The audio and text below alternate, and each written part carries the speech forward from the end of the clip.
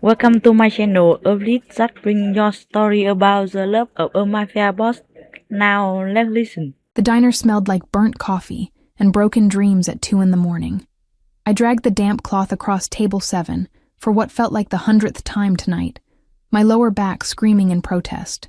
The fluorescent lights overhead buzzed with that persistent electric hum that had burrowed into my skull hours ago, making my exhaustion feel almost hallucinogenic. My sneakers, cheap knockoffs with soles so thin I could feel every crack in the linoleum, squeaked against the floor as I moved between tables that never stayed clean for long. Emma, table 12 needs refills. Gary's voice barked from the kitchen window, his face shiny with grease and irritation. I nodded without looking up, tucking a strand of brown hair that had escaped my ponytail behind my ear. My fingers trembled slightly, not from fear, but from the bone-deep weariness that came from working double shifts 6 days a week. The tips tonight had been pathetic. $17 in 5 hours. At this rate, I'd be short on rent again, and Mrs. Chen had already warned me that her patience had limits. The bell above the door chimed. I didn't look up immediately. Late-night customers were usually truckers or insomniacs, people who wanted coffee and silence in equal measure. But something made the air in the diner shift, a change in pressure, like the moment before a thunderstorm breaks. When I finally glanced toward the entrance, my hands stilled on the coffee pot. 4 men had entered, but only one mattered. He stood in the center, and everything about him screamed danger wrapped in expensive fabric.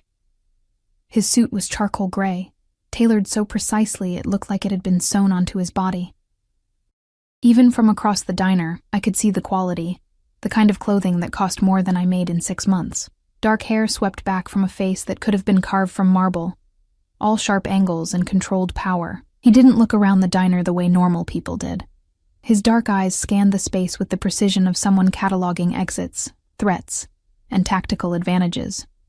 The 3 men flanking him were clearly security. Built like brick walls, with identical dark suits and that telltale bulge under their jackets that made my stomach knot with anxiety. One stayed by the door. The other 2 positioned themselves near the windows, their backs to the wall, eyes constantly moving. The main man, the one who mattered, walked toward the corner booth with a fluid grace that seemed almost predatory. He moved like violence was always an option, just waiting beneath that perfectly pressed exterior. Emma. Gary's hiss snapped me back to reality. Don't just stand there. That's a customer. Right, a customer. Just a customer who traveled with armed guards and radiated menace like cologne. I grabbed a menu with hands that had started trembling for entirely different reasons now, and forced my exhausted legs to carry me toward the corner booth. As I approached, I caught the scent of him.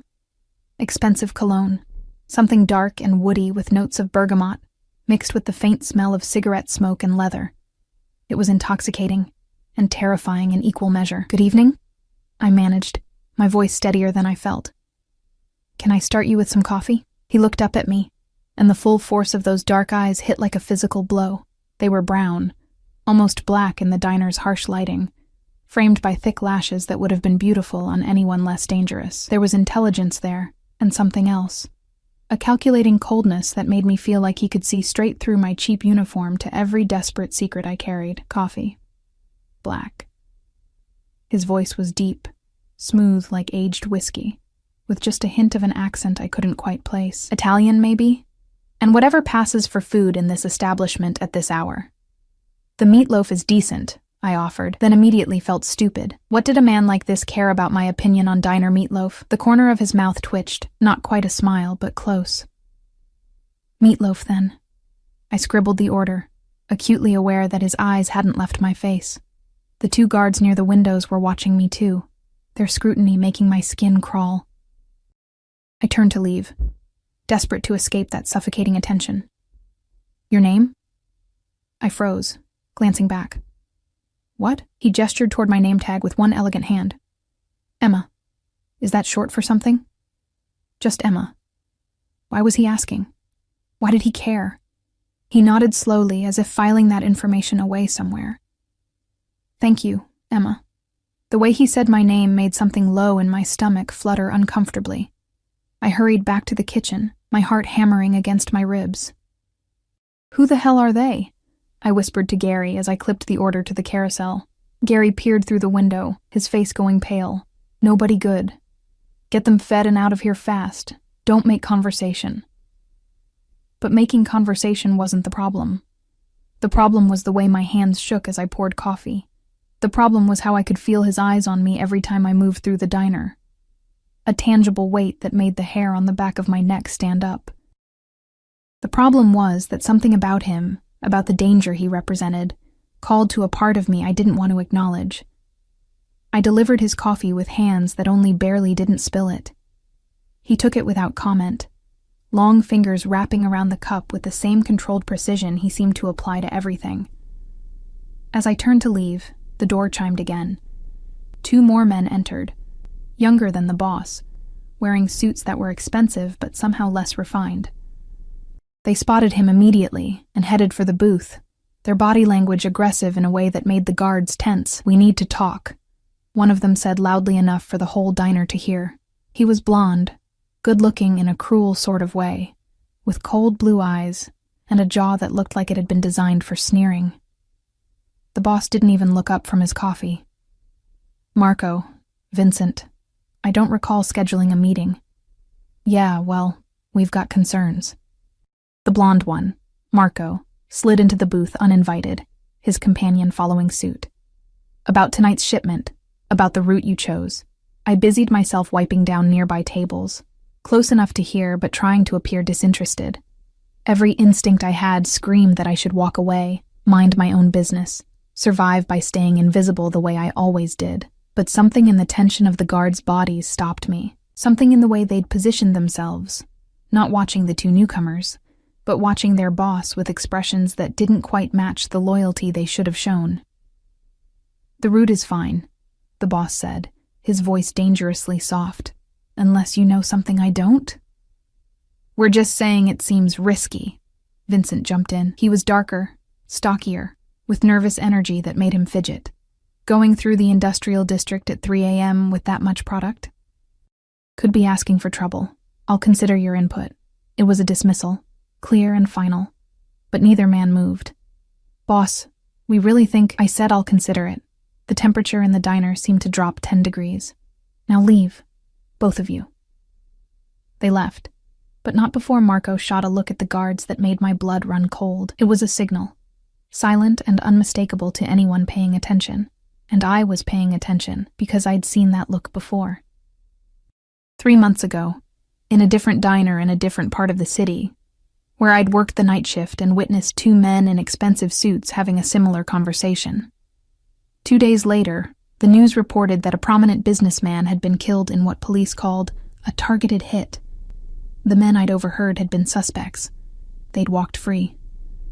My heart pounded as pieces clicked together in my mind. The tension in the guards, the carefully orchestrated conversation, the specific mention of time and location. This was a setup. Those 2 men had come here to confirm plans, to make sure their boss would be exactly where they needed him to be. And the guards, his own security, were in on it. I should walk away. I should forget what I'd heard, collect my pathetic tips, and go home to my studio apartment with its broken heater and pile of unpaid bills. Getting involved in whatever this was could only end one way for someone like me, badly.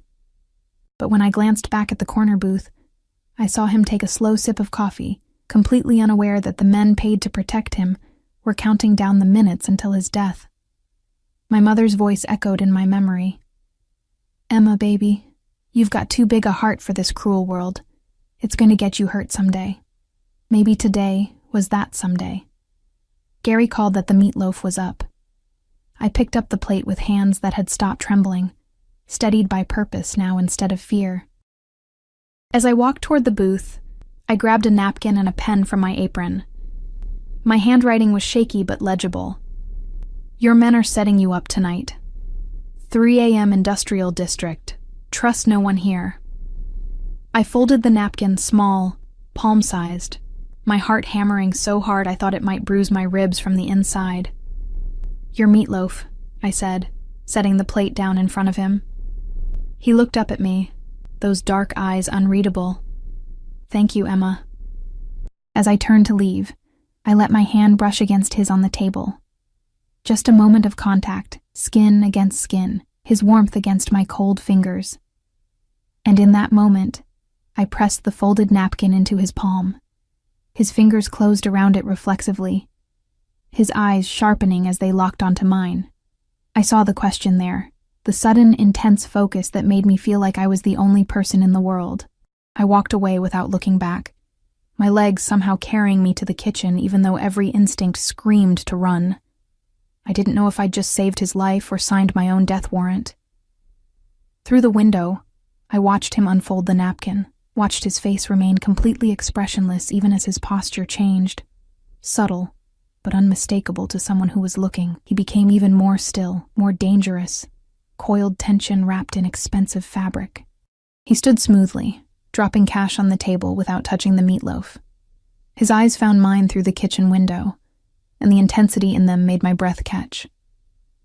Then he walked out, his guards trailing behind him, completely oblivious to the fact that their conspiracy had just collapsed.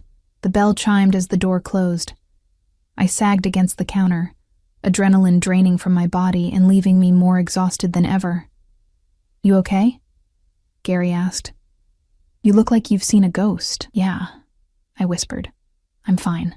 But I wasn't fine, because even as relief flooded through me, another feeling chased it, the absolute certainty that this wasn't over. Men like that didn't forget, and I had no idea if I'd made an enemy or an ally tonight. I didn't sleep that night. How could I? Every time I closed my eyes, I saw his face, those dark, calculating eyes that had looked at me like I was a puzzle he intended to solve. I lay in my narrow bed, staring at the water-stained ceiling of my studio apartment, listening to the radiator clank and hiss while my mind spun in endless circles. What had I done? The logical part of my brain, the part that had kept me alive through foster homes and homelessness and every other nightmare my 24 years had thrown at me, screamed that I'd made a catastrophic mistake. You didn't get involved with men like that. You didn't insert yourself into the violent, shadowy world of organized crime. You kept your head down, collected your tips, and survived. But the other part of me, the part my mother had called my fatal flaw, whispered that I'd done the right thing. That whatever else he was still a human being, and I couldn't have lived with myself if I'd let him walk into an ambush without warning. By the time weak November sunlight filtered through my threadbare curtains, I'd convinced myself that nothing would come of it. He'd gotten my warning, dealt with whatever betrayal was brewing in his organization, and moved on. Men like that had entire networks of people. Why would he remember one exhausted waitress who'd passed him a note? I was nobody. Invisible. Just the way I liked it. I pulled myself out of bed, wincing as my feet hit the cold floor. The apartment was freezing. I'd kept the heat off to save money. My breath misted in the air as I stumbled to the bathroom, avoiding my reflection in the cracked mirror. I didn't need to see the dark circles under my eyes or the pallor of my skin to know I looked as wrecked as I felt. My shift at the diner didn't start until 4, which meant I had the whole day to fill with nothing. Usually I'd pick up a shift at the grocery store or try to find odd jobs on Craigslist, but today my body demanded rest. I'd burned through too much adrenaline, and now I was paying the price. I made instant coffee, the cheap kind that tasted like dirty water, and huddled on my secondhand couch, wrapped in every blanket I owned. The TV didn't work, so I just sat there, nursing my coffee and trying not to think about dark eyes and dangerous men. The knock on my door came at noon.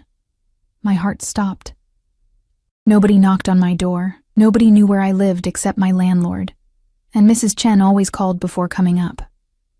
I crept to the door, palms sweating despite the cold, and peered through the peephole. A man in a black suit stood in the hallway. Not one of the guards from last night, but cut from the same cloth, broad-shouldered, alert, with that telltale bulge under his jacket. He stared directly at the peephole, as if he knew I was looking. "Emma Carter?" His voice was professional, businesslike. "I need a moment of your time." Every instinct screamed at me to stay silent, to pretend I wasn't home. But he knew my full name. He knew where I lived. Pretending wouldn't save me. With shaking hands, I opened the door, but kept the chain lock engaged. "What do you want?" My employer would like to speak with you. He held up a phone. Expensive. Sleek. He asked me to facilitate a conversation. I don't know what you're talking about. The man's expression didn't change. Miss Carter, my employer is a man who values directness. You did him a service last night. He wishes to thank you personally. You can speak with him now via phone, or I can arrange transportation for an in-person meeting. Your choice. The unspoken third option, refusing, hung in the air between us like a threat. Phone, I whispered. He nodded and tapped the screen before holding it up to the gap in the door. I took it with trembling fingers, the metal cold against my skin. Hello? My voice came out small, frightened. Emma. That voice, smooth and dark like expensive whiskey, sent shivers down my spine. I trust Alessandro hasn't frightened you too badly. I'm fine. A lie, but what else could I say? I wanted to thank you for your warning last night. There was something in his tone I couldn't quite identify. Amusement? Interest? You may have saved my life. I saw something wrong. Anyone would have done the same. No. The word was absolute. Most people would have looked away. Self-preservation is a powerful instinct. Yet you risked yourself for a stranger. I didn't know how to respond to that, so I said nothing. I'd like to meet with you, he continued. To express my gratitude properly. Dinner tonight, perhaps? I have to work. I can arrange for your shift to be covered. Of course he could. Men like him could arrange anything. The thought should have terrified me. It did terrify me. But underneath the fear was something else. Curiosity, maybe. Or that fatal flaw my mother had warned me about. Why? The question escaped before I could stop it. Why do you care? I'm nobody. Silence stretched for a long moment. When he spoke again, his voice had softened almost imperceptibly. You're not nobody, Emma, and I always pay my debts. Alessandro will pick you up at 7. Wear something comfortable. The line went dead. I stared at the phone in my hand, my mind reeling. Alessandro took it back through the gap in the door, his expression professionally neutral. 7 o'clock, Miss Carter. I'll be outside. Then he was gone, his footsteps fading down the hallway, leaving me alone with my racing thoughts and the absolute certainty that my life had just changed in ways I couldn't begin to understand. I didn't own anything appropriate for dinner with a man like him. My closet was a collection of thrift store finds and clearance rack desperation. Faded jeans, worn t-shirts, my diner uniform. The nicest thing I owned was a black dress I'd bought for a job interview 2 years ago, simple and modest, with a hemline that fell to my knees and sleeves that covered my shoulders. It would have to do. I showered in water that never quite got hot enough, scrubbing away the smell of grease and coffee that had seeped into my skin. My hair, plain brown, nothing special, I left down, brushing it until it fell in soft waves around my shoulders. Makeup was minimal. I didn't own much and didn't know how to apply it anyway. Just some mascara to make my hazel eyes look less tired, and lip balm because my lips were chronically chapped. When I looked in the mirror, I saw exactly what I was, a poor girl playing dress-up, trying to look like she belonged in a world that would chew her up and spit her out. But it was too late to back out now. At precisely 7 o'clock, my phone buzzed. A new number. I'm outside. I grabbed my coat, threadbare, but warm, and headed downstairs on legs that felt like they might give out at any moment. My stomach churned with anxiety, and something dangerously close to anticipation. The car waiting at the curb made me stop dead. It was a black SUV, massive and gleaming, with windows tinted so dark I couldn't see inside. Alessandro stood beside the rear door, and as I approached, he opened it with the practiced efficiency of someone who'd done this 1,000 times. Miss Carter. I climbed into the back seat, the leather interior so plush it felt like sitting on a cloud. The door closed with a solid thunk that spoke of armor and money, and then we were moving, gliding through the city streets with a smoothness I'd never experienced in my life. I'd expected him to be in the car. Part of me had braced for that confrontation, for those dark eyes in the close confines of the vehicle, but the back seat was empty except for me. Just expensive leather, tinted windows, and the faint scent of that cologne, bergamot and danger. Where are we going? I asked Alessandro's back. Mr. Marchetti owns a restaurant downtown. He's arranged for privacy. Marchetti. So now I had a name for the man who'd taken over my thoughts. It suited him. Elegant, dangerous, unmistakably Italian. The restaurant, when we arrived, was exactly what I should have expected. Exclusive. The kind of place that probably required reservations months in advance and had a dress code I definitely didn't meet. But Alessandro led me through a side entrance, bypassing the main dining room entirely, guiding me up a flight of stairs to a private room that overlooked the city. And there he was. Marchetti stood by the window, his back to me, hands in the pockets of his suit pants. The jacket had been discarded, and his white shirt was rolled up at the sleeves, revealing forearms that were surprisingly muscular, marked with scars that hinted at a violent past. He turned as I entered, and the full force of his attention hit me like a physical blow. "Emma." He moved toward me with that predatory grace, and I forced myself to stand still, to not back away like every instinct demanded. "Thank you for coming." Did I have a choice? The words came out sharper than I'd intended, fear manifesting as defiance. His mouth quirked into something that might have been a smile. There's always a choice. You could have refused Alessandro. Climbed out a window. Called the police. He stopped a few feet away, close enough that I could smell his cologne. See the flecks of gold in his dark eyes. But you didn't. Why? I don't know, I admitted, my voice barely above a whisper. I think you do. He gestured to the table, set for two with crystal glasses and china that probably cost more than my monthly rent. Please sit. You must be hungry. I was starving, actually. I'd been too anxious to eat all day. But admitting that felt like admitting weakness, and I'd already shown him too much of that. Still, I sat. Because what else was I going to do? He took the seat across from me, and a waiter appeared.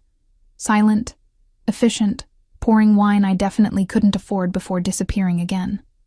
Tell me about yourself, Marchetti said, his eyes never leaving my face. There's nothing to tell. Everyone has a story, Emma. He leaned back in his chair, completely relaxed in a way that somehow made him more intimidating. You work at an all-night diner, you live alone in a studio apartment in a questionable neighborhood, and you risk your life for strangers. I find that fascinating. The fact that he'd learned so much about me in less than 12 hours should have terrified me. It did terrify me, but underneath the fear was something else. A strange, heady feeling of being seen, of mattering to someone, even if that someone was dangerous. I work hard, I said carefully. I mind my own business. I survive. Except when you don't mind your own business. His head tilted slightly, studying me. Why did you help me, Emma? The truth. I took a sip of wine to buy myself time. It was incredible, smooth and complex in ways I didn't have words for. Everything about this, the restaurant, the wine, the man across from me, was so far beyond my reality that it felt like a dream. I saw someone in danger, I finally said. I couldn't just walk away, even though helping me put you at risk. Yes. Why? Because I knew what it felt like to be betrayed by the people who were supposed to protect you. Because I'd spent my whole life being invisible. And maybe just once I wanted to matter. Because some self-destructive part of me was drawn to the danger he represented. But I couldn't say any of that, because it was the right thing to do. I settled on instead. He watched me for a long moment, his expression unreadable. Then he leaned forward, elbows on the table, bringing his face closer to mine. Those men you warned me about, they're dead now. My breath caught. What? I dealt with the problem, thoroughly. No emotion in his voice, just flat statement of fact. The guards who betrayed me, the men who orchestrated the setup, all of them, gone. I should have been horrified, should have recoiled from the casual way he discussed murder, but all I could think was that I'd set those deaths in motion. My warning had signed those men's death warrants. I see I've shocked you, he said, something like amusement in his dark eyes. Did you think there would be no consequences? In my world, betrayal has only one price. I just wanted... My voice broke, and I hated myself for it. You wanted to save my life. You did. He reached across the table, and before I could pull away, His fingers caught my chin, tilting my face up to meet his gaze. His touch was gentle, but implacable, and the heat of his skin against mine made something low in my stomach tighten. And now I owe you a debt. In my world, that matters. I don't want anything from you, no? His thumb brushed across my cheek, a gesture that felt far too intimate. Not money, not protection, not the life you could have if someone powerful cared about your well-being. I just want to be left alone. He smiled then, a real smile that transformed his face from dangerous to devastating. Liar. And the worst part was, he was right. Dinner was surreal. Course after course appeared, foods I couldn't name, prepared with an artistry that made me almost afraid to eat them. Marchetti watched me taste each dish, his dark eyes cataloging every reaction, every small sound of pleasure I couldn't quite suppress. The wine kept flowing, warming me from the inside, loosening the tight knot of anxiety in my chest. He asked questions, small ones at first, where I grew up, everywhere and nowhere, a string of foster homes, what I liked to read, anything I could get from the library, whether I had family. No, not anymore. I answered cautiously, doling out information in small pieces, waiting for him to lose interest. He never did. Instead, he listened with an intensity that made me feel like every word mattered, like I mattered. It was intoxicating and terrifying in equal measure. "You're staring at me," I finally said, emboldened by wine and exhaustion and the strange intimacy of the moment. "Yes." No apology, no explanation, just acknowledgement. "Why?" He swirled the wine in his glass, considering. "You intrigue me, Emma. You're not what I expected. What did you expect? Someone looking for an angle, a way to profit from the situation." He set down his glass, his full attention on me. "But you genuinely want nothing from me. That's rare. Maybe I'm just smart enough to know that getting involved with someone like you is dangerous." "Someone like me," he repeated, amusement flickering across his features. "And what am I, Emma? A killer, a criminal, a man who radiated danger like heat from a flame, but also someone who listened when I spoke, who looked at me like I was worth looking at, who made me feel something other than exhausted and invisible for the first time in years. I don't know," I whispered. "Good." He leaned back, and I could breathe again. Uncertainty keeps you careful, careful keeps you alive. The waiter returned to clear our plates, and Marchetti stood, offering me his hand. "Come. I want to show you something." Every self-preservation instinct I possessed screamed at me to refuse, but my hand was already reaching for his, my fingers sliding into his palm, his warmth enveloping me as he pulled me gently to my feet. He led me to the window, his hand settling on the small of my back.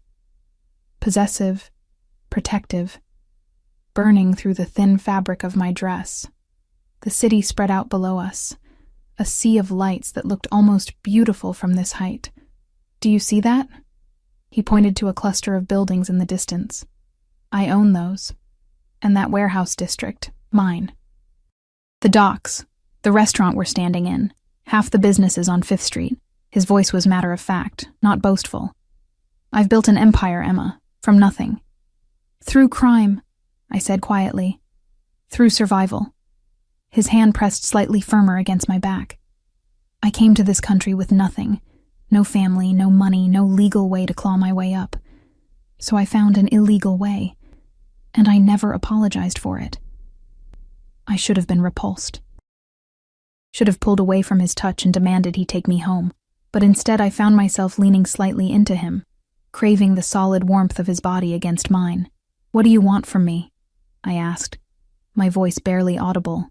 He turned me to face him, his hands coming up to frame my face, forcing me to meet his eyes. This close, I could see every detail. The small scar bisecting his left eyebrow, the shadow of stubble along his jaw, the absolute focus in those dark eyes that made me feel like I was falling. "I want to keep you," he said simply. "I want to put you somewhere safe. Somewhere you never have to worry about rent or tips or working yourself to death in a diner that doesn't appreciate you." I want to know that you're protected, taken care of mine. I'm not. I can't be owned. But even as I said it, something in me thrilled at the possessiveness in his voice. Everyone can be owned, Emma. The only question is the price. His thumb traced my lower lip, and I shivered. What's yours? What would it take for you to let me take care of you? Nothing. There's no price because I'm not for sale. So proud, he murmured. And there was something dark and hungry in his expression now. So determined to survive on your own.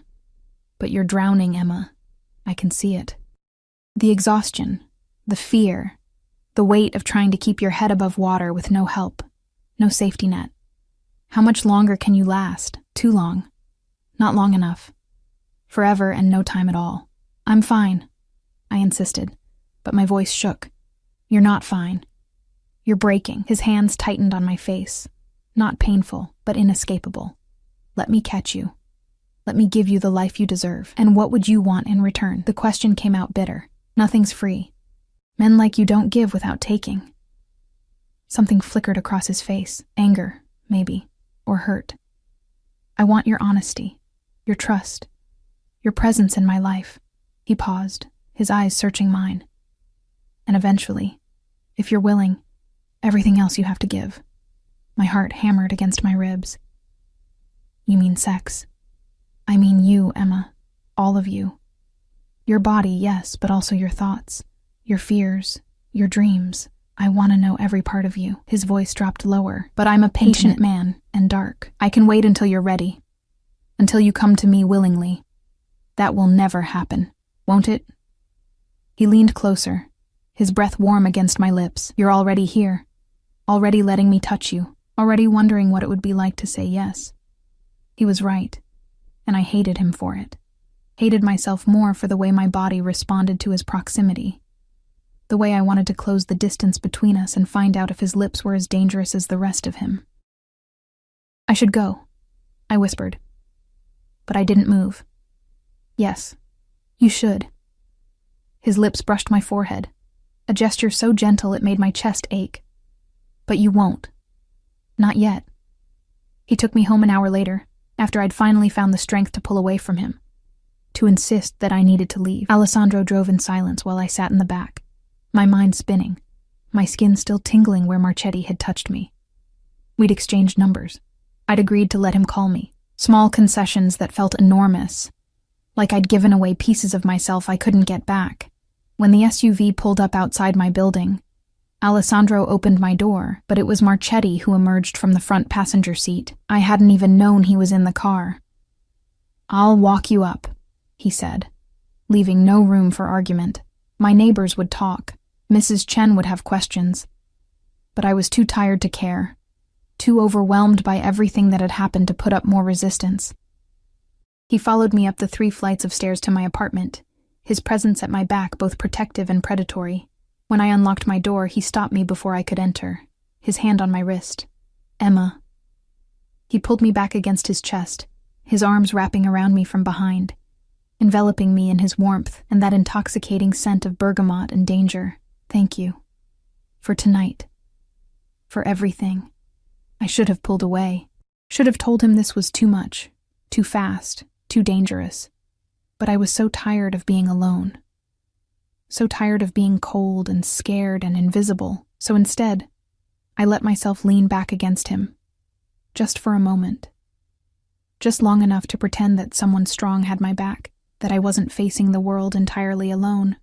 Sleep well, he murmured against my hair. Then he released me and was gone, his footsteps fading down the stairs, leaving me standing in my doorway with my heart in my throat and the ghost of his touch burning on my skin. The next 3 days were the strangest of my life. Flowers arrived at the diner, expensive arrangements that made Gary suspicious and the other waitresses jealous. My phone buzzed with texts, good morning messages, questions about my day, photos of the city at dawn taken from what must have been his penthouse. He was courting me, I realized. Wooing me with the focused intensity he probably applied to everything in his life, and despite every logical reason to refuse, to block his number and pretend none of this had happened, I found myself responding, small messages at first, then longer conversations that stretched into the early morning hours. He wanted to know everything about me, what I dreamed about, what scared me, what made me laugh, and slowly, against my better judgment, I told him. I told him about my mother, who'd died of an overdose when I was 12, about the foster homes that had ranged from neglectful to abusive, about aging out of the system at 18 with nothing but a high school diploma and a fierce determination to survive. He listened. He remembered. And he never once made me feel like my poverty was something to be ashamed of. On the 4th day, I came home to find my landlord waiting outside my apartment. "Miss Carter, Mrs. Chen said, her expression unreadable. "Your rent has been paid, for the year." My stomach dropped. "What? By who?" "Anonymous benefactor, cashier's check." She handed me an envelope. "There's more. Instructions to fix the heating, repair any damage. Consider yourself very lucky." I didn't feel lucky. I felt trapped. Inside the envelope was a note in elegant handwriting. "Everyone deserves to be warm." And I called him immediately, my hands shaking with anger and something that felt dangerously like tears. You can't do things like this," I shouted the moment he answered. "Good evening to you too, Emma." He sounded amused, which only made me angrier. "I didn't ask for your help. I don't want your money." "It's not about what you want. It's about what you need." His voice remained calm, reasonable, infuriating. "You were living in a freezing apartment, working yourself to exhaustion to barely make rent. I fixed a problem. You're trying to own me. I'm trying to take care of you. There's a difference." "Is there?" My voice broke, and I hated myself for it. "You're making me dependent on you, making it so I can't refuse you." Silence stretched for a long moment. When he spoke again, his voice had gone cold. "Get dressed. Alessandra will be there in 20 minutes. We need to talk. In person." "I don't—" "20 minutes, Emma. Don't make me come get you myself." The line went dead. This time, Alessandro took me to a different location, a penthouse apartment that occupied the entire top floor of a building overlooking the river. The elevator required a key card to access, and when the doors opened, I stepped directly into a living space that was more museum than home. Everything was expensive, minimalist, perfect. Floor-to-ceiling windows, modern furniture that looked like art installations, not a single personal touch anywhere. Marchetti stood by the windows, a tumbler of amber liquid in his hand, his shoulders tense in a way I'd never seen before. "You're angry with me," he said without turning around. "You're trying to control my life. I'm trying to improve it." He finally faced me, and the intensity in his eyes made my breath catch. "Do you have any idea what it does to me, knowing you're cold, hungry, working yourself to death for pennies? I have the resources to fix these things. Why shouldn't I? Because I didn't ask you to, because every gift comes with strings attached, and I don't know what yours are yet." I was shouting now, all my fear and confusion pouring out as anger. "You're not doing this because you're kind. You're doing this because you want something from me, and I don't know what it is."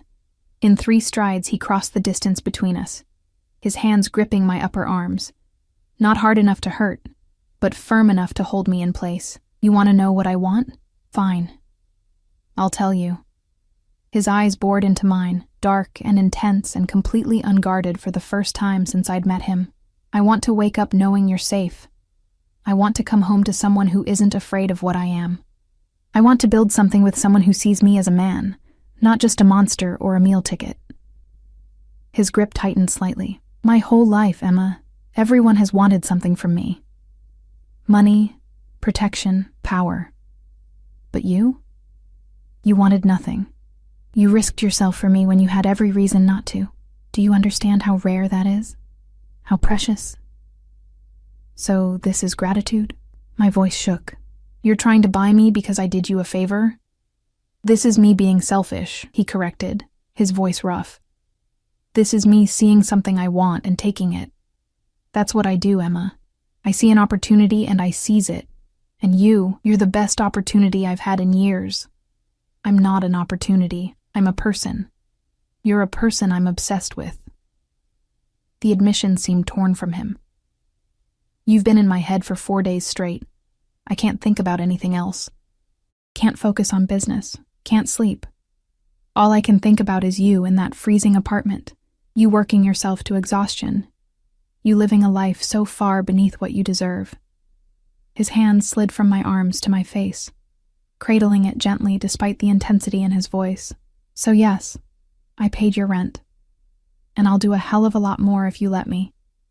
Not because I'm trying to control you, but because taking care of you gives me a sense of purpose I haven't felt in years.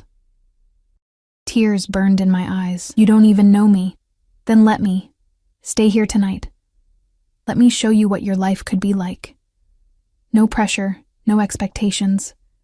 Just one night where you're warm and safe and don't have to worry about anything. His thumb brushed away a tear that had escaped.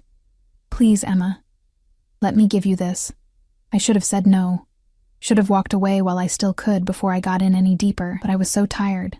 Tired of struggling, of surviving, of being alone. And he was offering me a night where I didn't have to be any of those things. One night, I whispered, that's all. The smile that broke across his face was genuine, boyish even, transforming him into someone younger, less dangerous. One night, he agreed. But we both knew it was a lie. He gave me space that night, and somehow that was worse than if he'd pushed. Marchetti showed me to a guest room, though calling it that felt inadequate. It was larger than my entire apartment, with a bed so enormous I could have fit 3 of me across it. The bathroom was all marble and gold fixtures, with a shower that had more settings than my car back when I'd owned a car. Plush towels, expensive toiletries, a robe so soft it felt like wearing a cloud. Everything you need should be here, he said from the doorway, maintaining a careful distance. But if you want anything, I'm just down the hall. Last door on the left. You're not... I couldn't finish the sentence, but he understood. I meant what I said, Emma. No pressure, no expectations. His eyes held mine, sincere in a way that made my chest tight. Tonight, you sleep safe and warm. That's all I need. He closed the door softly behind him, and I was alone in more luxury than I'd ever experienced in my life. I should have felt relieved. Instead, I felt strangely bereft. The shower was a revelation, hot water that never ran cold, pressure that actually worked, enough space to move around. I stood under the spray until my skin turned pink, washing away days of exhaustion and grease and fear. When I finally emerged, wrapped in that impossibly soft robe, I found clothes laid out on the bed, women's clothes, in my size. A t-shirt and sleep pants, simple and comfortable. Nothing provocative or suggestive. Just clean, soft fabric that smelled like expensive detergent. The fact that he'd thought of this, that he'd prepared for the possibility I might say yes, should have alarmed me. Instead, it made something warm unfurl in my chest. I climbed into the bed, and it was like sinking into a cloud. The sheets were Egyptian cotton. I'd only ever read about Egyptian cotton, and the mattress seemed to mold itself to my body. For the first time in years, I was warm. Truly, completely warm. I should have fallen asleep immediately. Instead, I lay there staring at the ceiling, my mind spinning. What was I doing here? What was I letting happen? This man was a criminal, a killer, someone who operated in the shadows and probably destroyed anyone who got in his way. Getting involved with him was insane. Suicidal, even. But he'd also listened to me like I mattered, looked at me like I was worth seeing, offered me safety and warmth and care without demanding anything in return. At least not yet. Around 2 a.m, I gave up on sleep and padded out of the room in my borrowed clothes. The penthouse was quiet, dim with ambient city light filtering through those massive windows. I made my way toward the living room, drawn by the view of the city spread out like stars below. Couldn't sleep? I jumped, my heart leaping into my throat. Marchetti stood near the windows, a glass of whiskey in his hand, still dressed in his shirt and pants, though the shirt was now untucked, the top buttons undone. He looked tired, I realized. Human. Sorry, I said. I didn't mean to disturb you. You didn't. He gestured to the couch. Come. Keep me company.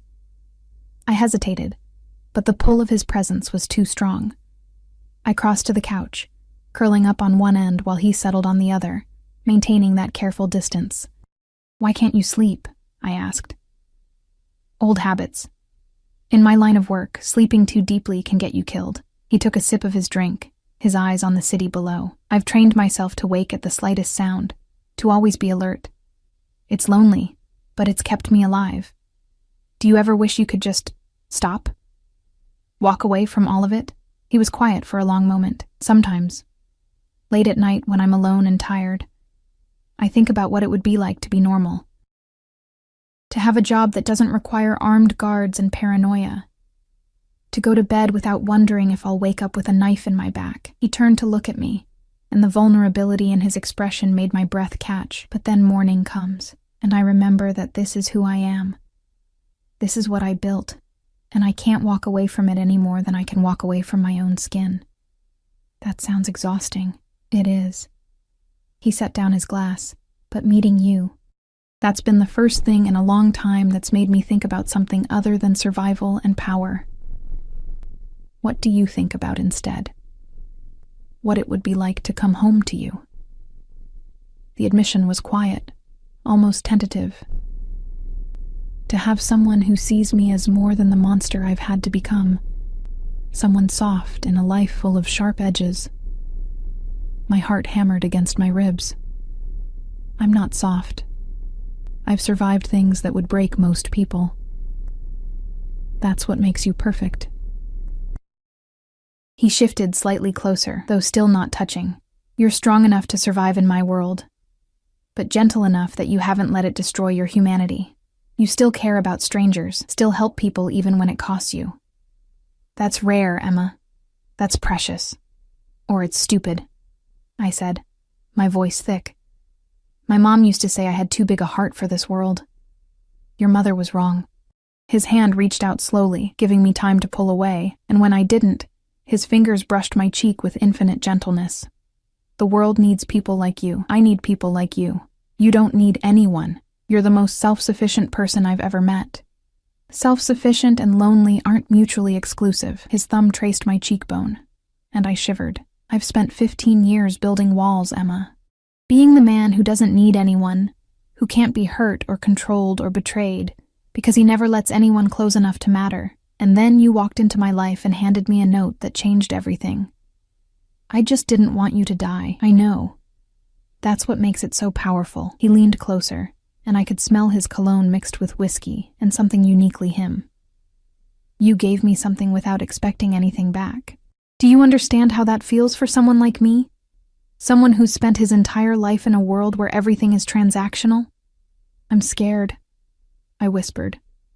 Of you. Of this. Of what happens if I let myself feel what I'm starting to feel. What are you starting to feel? His voice was barely audible, his face so close I could feel his breath on my lips. Like I'm falling. Like your gravity. And I've lost the ability to resist. Then stop resisting. His forehead pressed against mine, his hand sliding into my hair. Fall, Emma. I promise I'll catch you. And if you don't, if this all falls apart and I get hurt, then I'll destroy whatever hurt you, including myself, if necessary. The vow was absolute, fierce. You're mine now, Emma, whether you've admitted it yet or not. And I protect what's mine. I should have been frightened by the possessiveness in his voice, the absolute certainty with which he claimed me. Instead, something in me thrilled at it, at being wanted so completely, so intensely, by someone so powerful. I don't know how to do this, I admitted. I've been alone for so long. So have I. His lips brushed my forehead, soft and reverent. We'll figure it out together. And then he was kissing me, slowly, carefully, giving me every chance to pull away. But I didn't want to pull away. I wanted to sink into him, into this feeling of being wanted and safe and seen. His lips were soft but firm, tasting of whiskey and something darker, something addictive. His hand in my hair tightened slightly as I kissed him back, and the small sound he made, somewhere between a groan and a sigh, sent heat flooding through my body. When we finally broke apart, both breathing hard, he rested his forehead against mine again. Stay, he whispered. Not just tonight. Stay with me. Let me take care of you. I don't know if I can, I said honestly. I don't know if I'm strong enough for your world. You're stronger than you think, and you won't be alone in it. I'll be right beside you.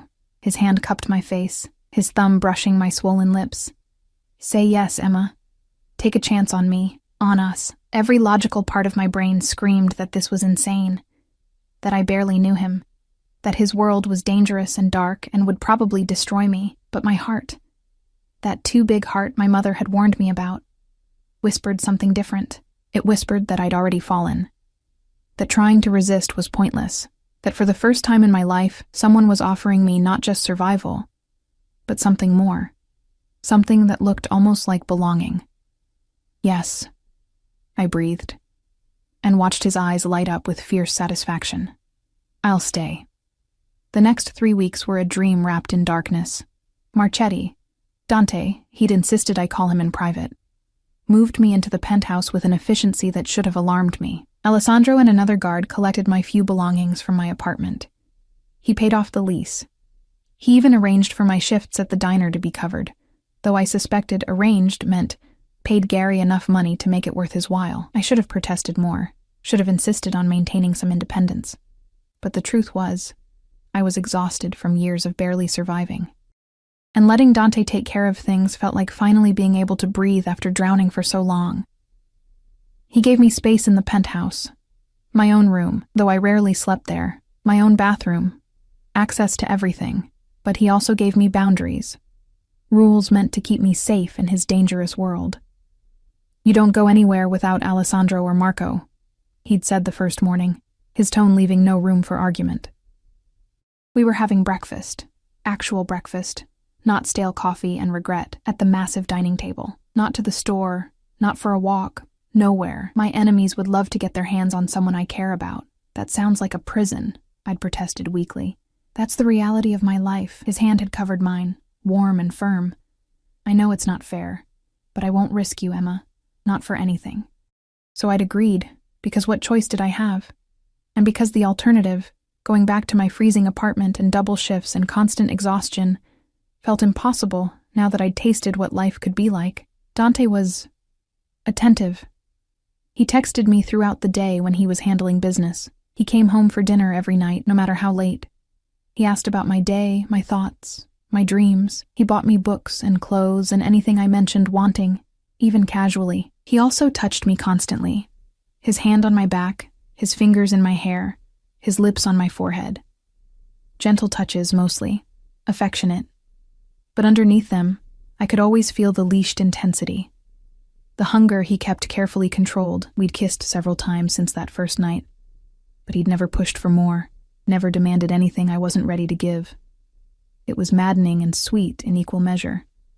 I can wait, he'd murmured one night when I'd pulled away, breathless and shaking with want. Until you're sure. Until you're ready. What if I'm never ready? I'd asked, only half joking. His smile had been dark, knowing. You will be.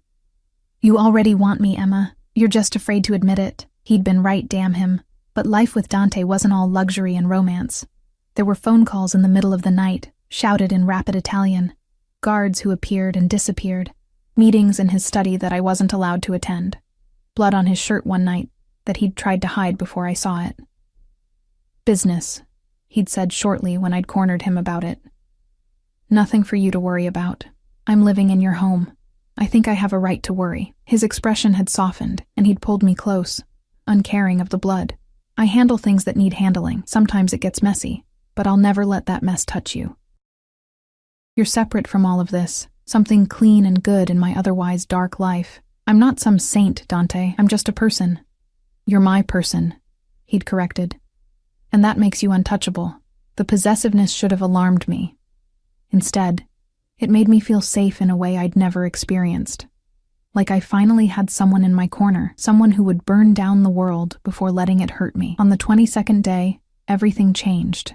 I was in the living room, reading a book Dante had bought me, when Alessandro appeared with a woman I'd never seen before. She was beautiful. Dark hair, striking features, expensive clothes that screamed old money. And she looked at me with such hatred that I instinctively shrank back. So you're the new pet, she said, her voice cultured but cold. How quaint. Excuse me? I stood, the book falling from my lap. "Isabella," Alessandro said, his voice tight with warning. "Mr. Marchetti doesn't want you here. I don't care what Dante wants." She moved into the room like she owned it, her eyes never leaving me. I need to see what was worth throwing away 5 years for. My stomach dropped. 5 years? "We were engaged," Isabella said, her smile sharp as a knife. "Until he decided I wasn't suitable anymore. Something about family loyalty, about needing someone from within the organization. And then I hear he's shacked up with some nobody waitress, and I have to see for myself. Isabella, leave, now." Alessandro moved between us, but she ignored him. "Does he treat you well?" She tilted her head, studying me like a bug under glass. "Does he buy you pretty things, make you feel special? That's his pattern. He makes you feel like you're the center of his universe, right up until you're not useful anymore." "That's enough." Dante's voice cut through the room like a blade, and I spun to see him standing in the doorway, his face a mask of cold fury. "Get out of my home." "Your home?" Isabella laughed, bitter and sharp. "I helped you choose this place, remember? Before you decided I wasn't good enough. Before you threw me away like garbage. I ended our engagement because you tried to have me killed," Dante said flatly. "Don't pretend this is about romance. You wanted my territory, and when I wouldn't hand it over, you conspired with my enemies. So yes, Isabella, I threw you away, just like I'd throw away any other threat." She paled, but her chin lifted defiantly. "And what about her?" She gestured to me. "How long until she does something you don't like? How long until she's the threat you eliminate?"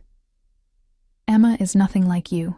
Dante crossed the room in 3 strides, his arm wrapping around my waist, pulling me against his side. "She's loyal. She's genuine. She chose to save my life when she had nothing to gain from it.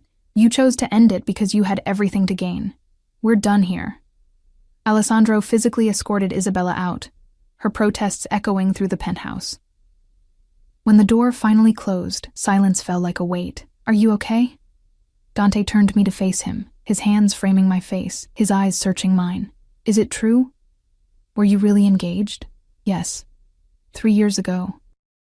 And I ended it when I discovered she was working with the Rossi family to orchestrate my death." His thumb brushed my cheek. "She's bitter, dangerous, and everything she said was designed to make you doubt me. Did you love her?" He was quiet for a long moment. "I thought I did. But what I felt for her was nothing compared to what I feel for you.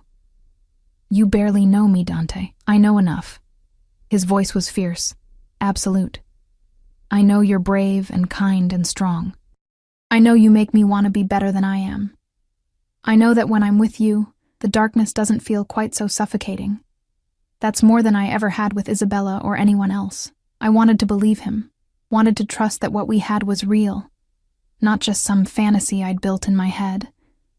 But Isabella's words had planted seeds of doubt that I couldn't quite shake. "What happens if I disappoint you?" I whispered. "If I'm not who you think I am?"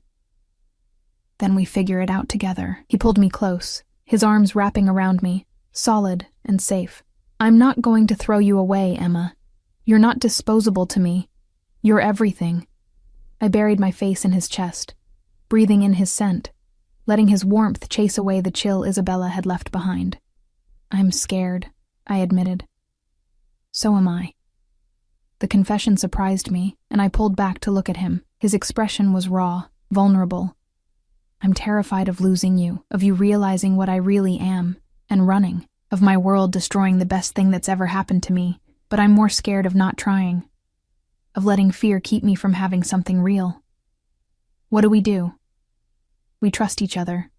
His hand slid into my hair, tilting my face up to his. "We take it one day at a time, and we don't let bitter ex-fiancés ruin what we're building." I managed a weak laugh when you put it that way. "Emma." His voice dropped, intimate and dark. "I need you to understand something. I'm not a good man. I've done terrible things, and I'll probably do more before this is all over. But with you, I want to be better. You make me want to be the man you see when you look at me. And who do I see? Someone worth saving." His lips brushed mine, soft and reverent. The way you saved me that night in the diner? This time when we kissed, it was different. Deeper. More desperate. His hands tightened in my hair, and I pressed closer, needing to feel all of him, needing to drown in this feeling before fear and doubt could steal it away. When we finally broke apart, both breathing hard, his eyes were dark with want. "Come to bed with me," he said, his voice rough, not as my guest, as mine. My heart hammered, but I didn't hesitate. Yes. His bedroom was different from the rest of the penthouse, warmer somehow, more personal. Dark wood furniture, charcoal gray linens, and the faint scent of his cologne lingering in the air. This was his sanctuary, and he was inviting me in. Dante closed the door behind us, and suddenly the enormity of what I'd agreed to hit me. My hands trembled as I stood in the center of the room, acutely aware of his presence behind me, the heat of him radiating through the space between us. "Emma." His hand settled on my shoulders, gentle but firm. "If you're not ready, I am." I turned to face him, my voice steadier than I felt. "I want this. I want you." Something fierce and hungry flashed in his dark eyes, but he moved slowly, giving me time to change my mind. His hands cupped my face with infinite tenderness, his thumbs brushing my cheeks as he studied me like I was something precious. "You're sure?" Instead of answering, I reached up and pulled his face down to mine, kissing him with all the fear and desire and desperate need I'd been holding back for weeks. He made a sound low in his throat, possessive and raw, and suddenly the careful control he'd maintained shattered. His arms wrapped around me, crushing me against his chest as he kissed me deeply, thoroughly, like he was trying to memorize every part of me. His hands moved over my body, my back, my waist, my hips, claiming me with every touch. I clutched at his shirt, needing him closer, needing more. We stumbled toward the bed, a tangle of urgent hands and breathless kisses. He was gentle even in his hunger, laying me down on the soft mattress like I was something that could break. And maybe I was. Maybe we both were. Two broken people finding something whole in each other. "I've got you," he whispered against my lips. "I'll always have you." And as the city lights filtered through the windows, casting shadows across his face, I believed him. I woke to sunlight and warmth, wrapped in Dante's arms with my head on his chest. His heartbeat was steady beneath my ear, a rhythm that felt like safety, like home. His fingers traced lazy patterns on my bare shoulder, and I knew he'd been awake for a while, just holding me. "Good morning," he murmured, his voice rough with sleep. "Morning." I tilted my face up to look at him, and the softness in his expression made my chest ache. This was a side of him nobody else saw. Vulnerable, unguarded, almost boyish in the morning light. "How do you feel?"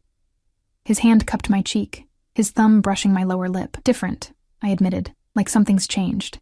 Everything's changed." He kissed my forehead, my nose, my lips. Soft, reverent touches. "You're mine now." Completely. The possessiveness should have scared me, but instead it made me feel cherished, protected, like I finally belonged somewhere. We stayed in bed for hours, talking and touching and learning each other in ways that had nothing to do with last night.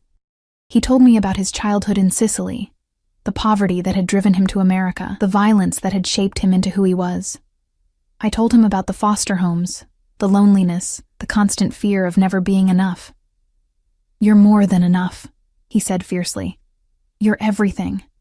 Around noon, Alessandro knocked discreetly, and reality intruded. Dante had business to handle, calls to make, an empire to run. But before he left the bedroom, he pulled me close one more time. "I have meetings today, but I'll be home for dinner. Don't leave the penthouse without Alessandro." His voice was gentle but firm. "I mean it, Emma. My world is dangerous, and now that people know you matter to me, you're a target." "I understand. Do you?" His eyes searched mine. "Isabella showing up yesterday wasn't random. Word is spreading that I have someone important to me. My enemies will try to use that against me. I need you to be careful." Fear skittered down my spine, but I nodded. "I'll be careful." "Good." He kissed me once more, deep and claiming, before finally releasing me. "I'll see you tonight." The afternoon passed quietly. I read, explored the penthouse more thoroughly, tried to wrap my mind around the fact that this was my life now. No more diner, no more struggling to make rent, no more exhaustion that seeped into my bones. Instead, I had luxury, safety, and a man who looked at me like I was his entire world.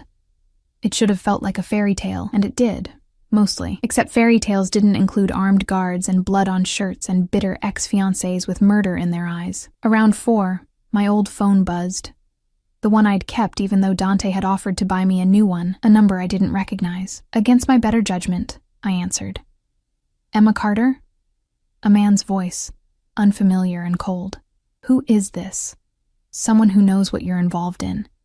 Someone who can help you get out before it's too late. My stomach dropped. I don't know what you're talking about. Dante Marchetti is a killer, Miss Carter. A monster. And you're sleeping in his bed, making yourself complicit in everything he does. The FBI has been building a case against him for years.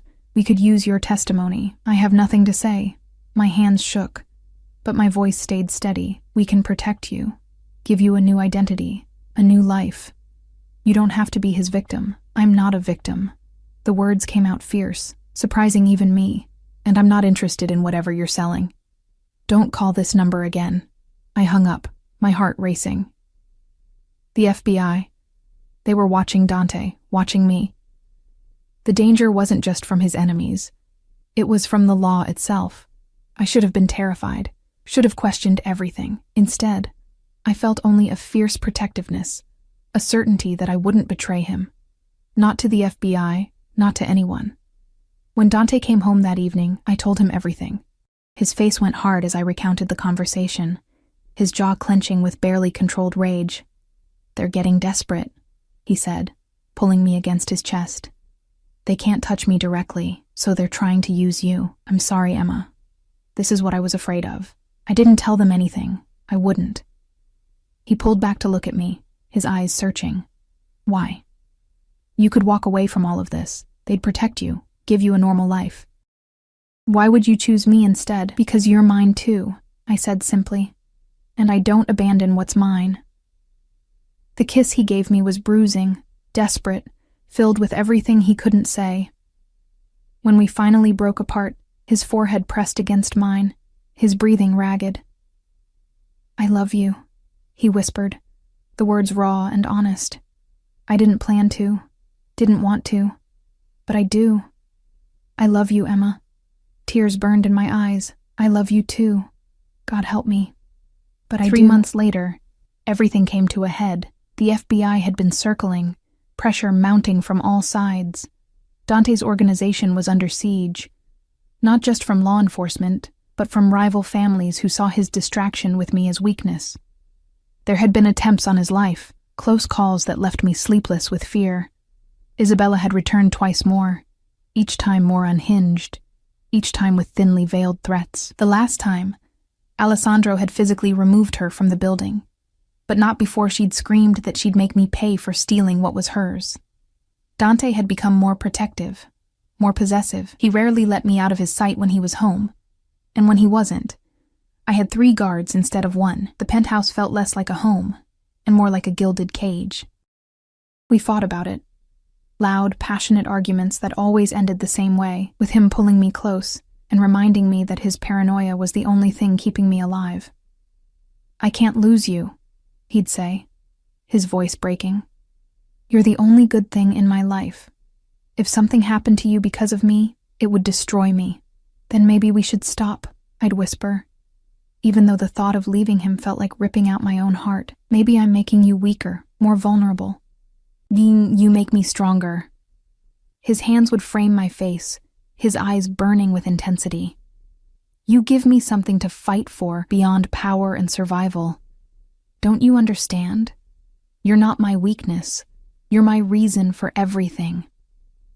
On a cold March evening, it all came crashing down. Dante had a meeting, an important one with the heads of several allied families. Neutral territory, carefully planned, supposedly safe. But I'd learned to trust my instincts, and something about this felt wrong. Don't go, I begged him as he prepared to leave. Please, Dante. Something feels off. I have to. He kissed me softly, This meeting could end the war, establish peace. I can't miss it. Then let me come with you. Absolutely not. You stay here where it's safe. Alessandro and Marco are with me. I'll be fine. But he wasn't fine. The call came 2 hours later. Alessandro, his voice tight with controlled panic. There was an ambush.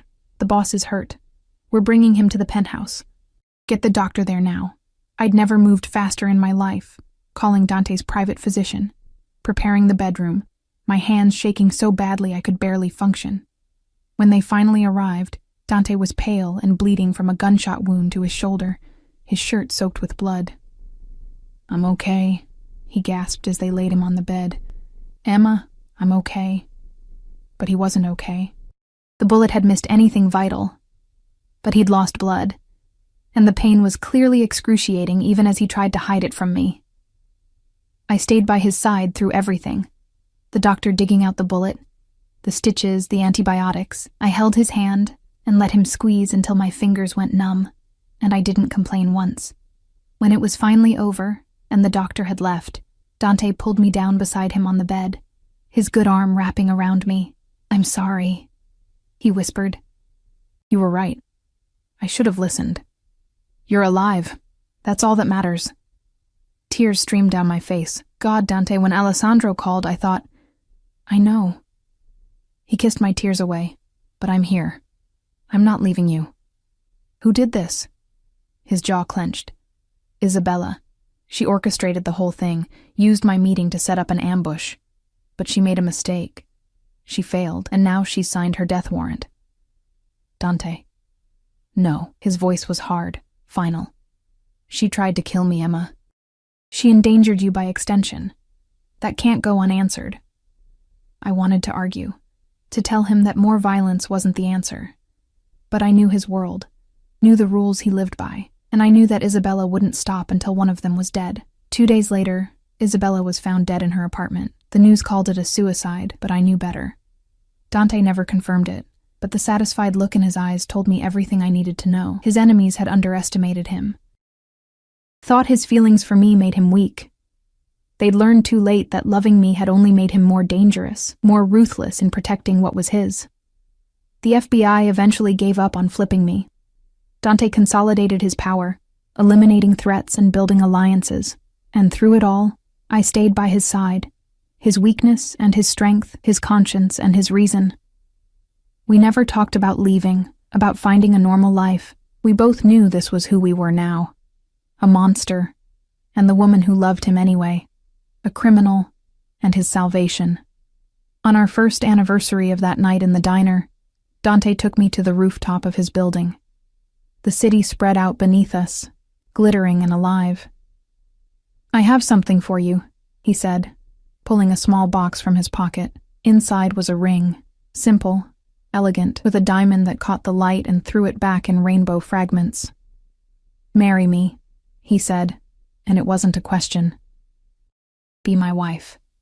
Let me spend the rest of my life keeping you safe and making you happy. I should have hesitated. Should have thought about what I was agreeing to. A life in the shadows, always looking over my shoulder, forever tied to a dangerous man in a dangerous world. But I didn't hesitate. Yes, I said, and let him slide the ring onto my finger where it fit perfectly, like it had been made for me, like I'd been made for this life. For him. He kissed me as the city lights sparkled below us, and I knew, whatever came next, whatever darkness we had to face, we'd face it together. I'd walked into that diner exhausted and invisible, just trying to survive another